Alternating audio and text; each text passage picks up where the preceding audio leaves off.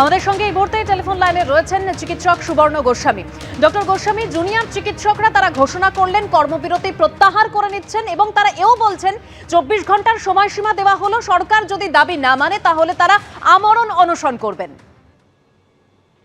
দেখুন, কর্মবিরতি প্রত্যাহার করবার যে প্রস্তাব আমরা সিনিয়ররা তাদের দিয়েছিলাম সেটা তারা বুঝতে পেরেছে যে সঠিক প্রস্তাব এবং তারা সেটা মেনেছে।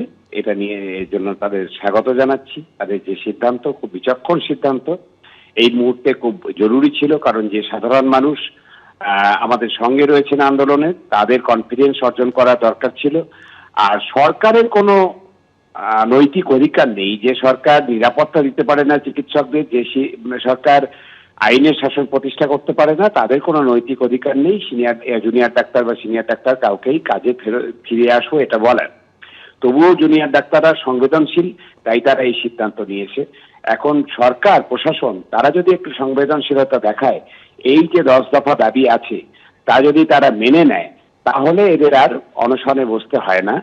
এবং আমরা সরকারের কাছে সেই দাবিই রাখবো সিনিয়র ডাক্তাররা, যে জুনিয়র ডাক্তাররা যে 10 দফা দাবি রেখেছে তা তাদের ন্যায্য দাবি এবং সেটা সরকারের অবিলম্বে মেনে নেওয়া উচিত। আগামীকাল 24 ঘন্টা হওয়ার আগেই, আগামীকাল সকালেই আশা করব যে সরকার ঘোষণা করবেন যে ওই 10টি দাবি মেনে নেওয়া হলো, যাতে আমাদের জুনিয়র ভাই বোনেদের অনশনে বসতে না হয়। হ্যাঁ, আমরা কর্মবিরতি তুলে নিচ্ছি, কর্মবিরতি প্রত্যাহার করেছি।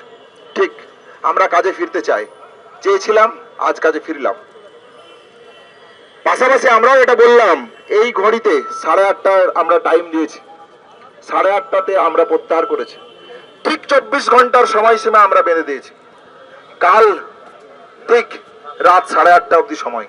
ন্যায় বিচারের জায়গাতে আমরা কোন রকমের কোনো কম্প্রোমাইজ আমরা চাই না। এই ঘটনা, নারকীয় ঘটনা কিভাবে ঘটানো হলো, আরজি করের অভ্যন্তরে কি এমন ছিল যার জন্য এরকম একটা নারকীয় ঘটনা আরজি করের অভ্যন্তরে ঘটলো, তদন্ত হয়তো চলছে, কিন্তু সেই তদন্ত আরো স্পিডি হতে হবে এবং প্রপার তথ্য প্রমাণ সহ স্বচ্ছতার সাথে এই তদন্ত প্রক্রিয়াকে সম্পূর্ণ করতে হবে। আমি যেটা বলতে চাই সেটা হচ্ছে যে কাকু কাকিমার প্রতি যে আমাদের জায়গা থেকে যে ভরসা আপনারা রেখেছিলেন, আমি এই ধর্মতলার কমন মঞ্চ থেকে যে জায়গাটা বলে যেতে চাই যে ন্যায় বিচারের দাবিতে এই ছাত্রছাত্রীরা West Bengal junior doctors front শেষ অবধি লড়বে। আমরা বারবার বলেছি যে এই 10 দফা দাবি আসলে দুটো দাবি। প্রথম দাবি অভয়ার ন্যায় বিচার এবং বাকি প্রত্যেকটা দাবি জড়িয়ে আছে আর একটাও যাতে অভয়া না হয় তার জন্য। আসলে সরকার আমাদের যে ন্যায় বিচারের আন্দোলন, ন্যায় বিচারের দাবিতে আমাদের যে আন্দোলন তাকে ভয় পেয়েছে এবং সেই ভয় পেয়ে আমাদের গণশত্রু বানাতে চাইছে। আমাদের বলতে চাইছে যে ডাক্তার এক পক্ষ, রোগী আর এক পক্ষ, লড়িয়ে দিতে চাইছে।